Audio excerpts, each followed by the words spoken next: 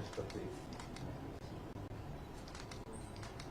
Terus bersabar dulu, tolong jangan ambil keputusan ya, di manajer juga kita akan putuskan di Esko PSSI menurut ketua umum apa yang kita lakukan lagi. Inilah kenyataan yang harus kita terima. Menyedihkan dan mengejutkan. Sekali lagi saya sangat merasakan apa yang kalian rasakan. Harapan orang tua, harapan keluarga, harapan diri sendiri bisa perlihatkan kemampuan berprestasi tingkat dunia. Gila. Tetap semangat. Federasi PSSI sedang mempersiapkan langkah-langkah berikutnya supaya kalian tidak kehilangan masa depan. Seberat apapun yang kita hadapi, anak-anakku tidak boleh kehilangan masa depan. Saya kira itu saja dari saya. Coach, ada yang mau disampaikan? Baik, saja. Terima kasih.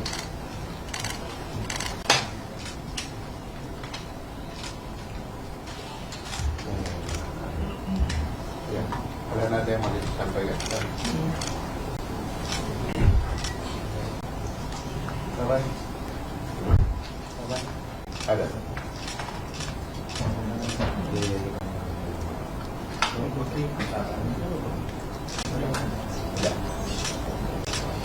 Ya. Ya. Ya, pemirsa, baru saja kita saksikan konferensi pers dari Wakil Ketua Umum PSSI Zainuddin Amali. PSSI saat ini tengah menyiapkan langkah berikutnya setelah FIFA resmi mencabut status tuan rumah Indonesia sebagai tuan rumah Piala Dunia U20. Ya, tadi juga nampaknya ada perbincangan ataupun pertemuan antara Wakil Ketua Umum PSSI Zainuddin Amali dengan atlet sepak bola U20 begitu ya, yang memang harus menelan kekecewaan tidak bisa bertanding sejauh ini gitu.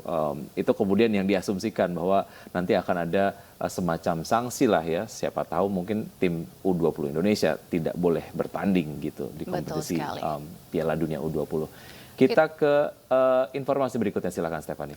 Ya, Presiden Joko Widodo bersama Ibu Iriana menjajal kereta api pertama di Sulawesi. Ya, dalam rombongan Presiden juga turut mengajak sekolah anak dasar ataupun mungkin sekolah dasar dan sekolah menengah pertama untuk ikut menaiki kereta. Didampingi Gubernur Sulawesi Selatan dan Bupati Maros serta sejumlah menteri kabinet, Presiden Joko Widodo dan Ibu Iriana Joko Widodo menjajal kereta api pertama yang beroperasi di Pulau Sulawesi. Presiden beserta rombongan berangkat dari depo kereta api Maros menuju stasiun Ramang-Ramang di Kabupaten Maros, Sulawesi Selatan. Selain itu, Presiden juga mengajak para siswa untuk menjajal kereta api yang nantinya akan beroperasi dengan rute Makassar-Parepare. Presiden berharap kereta api pertama yang ada di Pulau Sulawesi tersebut dapat terus berkembang dan melayani masyarakat. Kereta api ini adalah bagian dari pekerjaan besar kita untuk lintas Sulawesi. Dari selatan di Makassar sampai nanti di utara di Manado, Sulawesi Utara. Ini pekerjaan ini masih panjang sekali, dan ini adalah kereta api pertama di Sulawesi. Sehingga kita harapkan orang tidak lagi berbondong-bondong semuanya memakai mobil pribadi. Ya, Presiden Joko Widodo mengunjungi Pasar Terong Makassar, Sulawesi Selatan. Di pasar tradisional terbesar di kota Makassar tersebut, Presiden membagi-bagikan paket sembako, bantuan langsung tunai, hingga kaos kepada warga dan pedagang.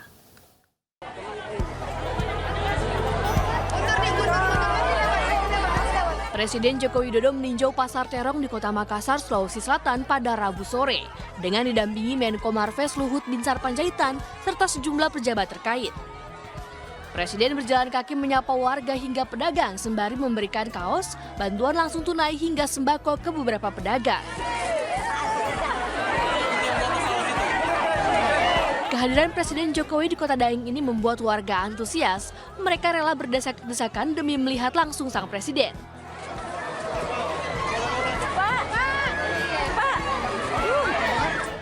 Menurut Wali Kota Makassar, pada kunjungannya ke Pasar Terong, Presiden Joko Widodo turut memantau harga bahan pokok, diantaranya harga cabai yang dianggap lebih murah bila dibandingkan dengan di Jakarta.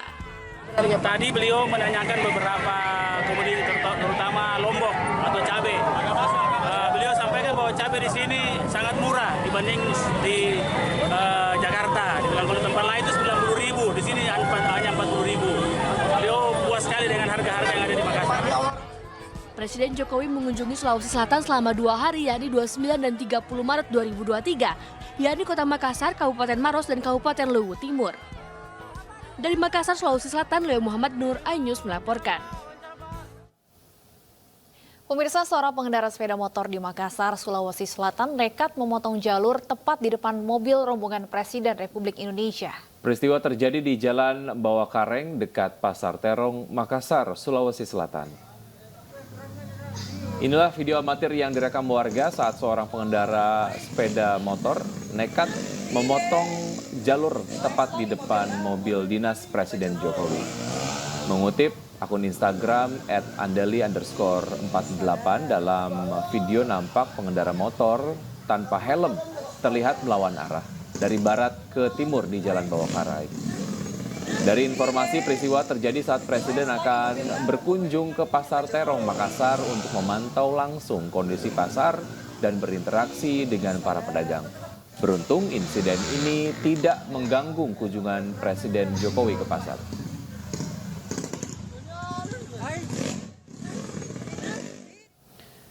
Satgas Mafia Umroh Polda Metro Jaya menangkap pasangan suami istri pemilik agen perjalanan umroh PT NSWM. Puluhan jemaah umroh korban penipuan PT NSWM sempat terlantar di Arab Saudi.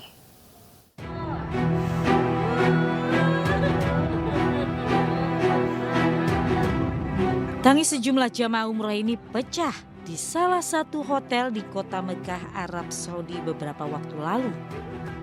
Mereka menangis lantaran ditelantarkan agen perjalanan umroh PT Naila Safaah Wisata Mandiri. Sebulan terlantar, para jemaah umrah ini mengadu ke Konsulat Jenderal di Jeddah hingga akhirnya difasilitasi kembali ke tanah air. Kementerian Agama yang menerima laporan kemudian meneruskan kasus dugaan penipuan ini ke Polda Metro Jaya. Tidak butuh waktu lama, Satgas Mafia Umroh Polda Metro Jaya meringkus pasangan suami istri Mahfudz Abdullah Halijah Amin, pemilik agen perjalanan PT Naila Safaah Wisata Mandiri di sebuah kamar hotel di Yogyakarta. Petugas juga menangkap Herman Syah yang menjabat sebagai direktur utama di sebuah lokasi di Jakarta. Dari hasil pemeriksaan sementara, jumlah korban diperkirakan lebih dari 500 orang dengan kerugian ditaksir lebih dari 100 miliar rupiah. Modus yang dilakukan oleh para tersangka yakni menghimpun dana dari para jemaah namun tidak diberangkatkan. Modus lainnya adalah jemaah diberangkatkan tetapi ditelantarkan di kota Mekah. Uang hasil penipuan ini digunakan oleh para tersangka untuk membeli sejumlah aset pribadi. Modusnya sendiri seperti apa, Bang? Modusnya tadi saya bilang ada yang menipu, menghimpun dana jemaah tapi tidak berangkat dan digelapkan dananya, dibuat beli aset. Kemudian ada juga yang sudah diberangkatkan tapi di sana ditelantarkan. Maksudnya tidak sesuai dengan janji-janji pada saat menawarkan jasa umroh. Ditelantarkan itu artinya tidak dipulangkan? Tidak dipulangkan. Jadi di sana hotelnya dibiarkan cari sendiri, kemudian tidak dibelikan tiket pulang. Itu tidak diurus lah di tempat umroh misalnya. Petugas masih menyelidiki kasus ini karena disinyalir memiliki cabang di sejumlah provinsi di Indonesia. Untuk mempertanggungjawabkan perbuatannya, para tersangka kini mendekam di tahanan Polda Metro Jaya. Dari Jakarta, Den Helmi Sajangbati, iNews melaporkan. Pemirsa, untuk membahas lebih lanjut jemaah umroh yang terlantar di Arab Saudi, kita telah terhubung dengan Bapak Eko Hartono, Konsul Jenderal Republik Indonesia Jeddah. Assalamualaikum, selamat siang waktu Indonesia, Pak Eko. Waalaikumsalam warahmatullahi wabarakatuh. Mas Stefani, Mas Wiki. Baik, Pak Eko, dari kasus penelantaran ini, apakah memang tidak ada petugas kemudian yang mengawasi jemaah umroh di sana? Sebenarnya kalau petugas memang tidak ada, karena untuk umroh ini memang kegiatan wisata pribadi kan ya, wisata religi pribadi. Jadi memang tidak ada petugas, hanya memang mereka pasti akan didampingi oleh petugas masing-masing. Artinya dari pihak perusahaan travel dari Jakarta ataupun dari Arab Saudi. Nah, ini jadi memang tidak ada petugas, artinya petugas dari pemerintah ya. Beda dengan haji. Kalau haji memang dikawal oleh petugas pemerintah karena memang haji adalah kewajiban pelaksanaannya atau manajemennya itu di pihak pemerintah. Baik, Pak Eko, sejauh ini bagaimana kondisi dari jemaah yang terlantar? Lalu bagaimana dengan proses pemulangan jemaah yang terlantar ini? Ya, sebelumnya tentunya kita prihatin ya dengan apa yang terjadi terhadap jamaah umroh kita ini. Tapi saya perlu sampaikan di sini bahwa video yang beredar seperti yang kita lihat itu sebenarnya itu video bulan September tahun lalu, tahun 2022, dan semua jamaah itu sudah kembali ke tanah air, ya. Jadi itu semua mereka sudah kembali lagi. Tapi juga perlu saya sampaikan di sini bahwa kejadian itu sebenarnya bukan kali pertama para jamaah Indonesia itu tertipu oleh travel kita, ya. Jadi dalam catatan kami sebelum musim haji tahun lalu, sekitar bulan Mei, itu juga terjadi kasus yang hampir serupa, yaitu para jamaah juga dalam waktu cukup lama, beberapa minggu, ya, itu tidak dipulangkan. Mereka tinggal di hotel tanpa ada kejelasan kapan pulangnya. Ini ternyata memang tiket kepulangannya tidak jelas. Ini yang memang perlu kita selidiki, kita perlu benahi bersama. Kenapa kemudian para jamaah bisa datang ke sini tanpa tiket yang terkonfirm, ya, terkonfirmasi. Nah, ini yang perlu kita dalami. Bahkan kemarin waktu awal Maret pun itu masih juga terjadi kasus serupa, yaitu para jamaah tidak bisa pulang, tidak dijanjikan, tapi kemudian tidak dipenuhi, yaitu para jamaah dijanjikan untuk berangkat ke Turki, tapi ternyata tidak jadi dan mereka terkatung-katung di hotel dan setelah kita fasilitasi akhirnya mereka bisa pulang. Baik, kasus ini bukan pertama kalinya terjadi. Lalu Pak Eko, sebenarnya apa yang bisa dilakukan oleh calon jemaah supaya lain kali kemudian tidak terulang kembali ada penipuan travel umroh seperti ini? Ya, memang tidak mudah. Tapi yang pertama adalah kita harus pastikan bahwa tiket dan juga hotel kita itu terkonfirm dan kita bisa mintakan mereka bukan hanya booking tiket, ya, pesanan tiket, artinya bukti pesanan, tapi juga tiketnya, gitu loh. Kalau perlu tiketnya confirm. Karena seringkali bukti bookingan tiket, bukti pesanan tiket itu belum juga terbayar.